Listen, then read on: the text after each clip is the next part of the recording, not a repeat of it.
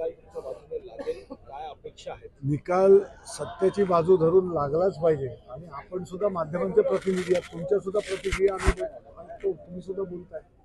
त्यामुळे सत्तेच्या बाजूने निकाल लागलाच पाहिजे. ही फक्त राजकीय पक्षांच्या म्हणजे आमची राजकीय पक्ष म्हणून त्याच्या प्रतिनिधींची कार्यकर्त्यांचीच अपेक्षा नसून सर्वसामान्य जनतेची आहे. आज जे काय झालं हे असा प्रकार कधी महाराष्ट्राच्या संस्कृतीला माहीत नव्हता. अशा प्रकारच्या गोष्टी घडल्या झाल्या सगळ्यांनी डोळ्यांनी पाहिलेलं.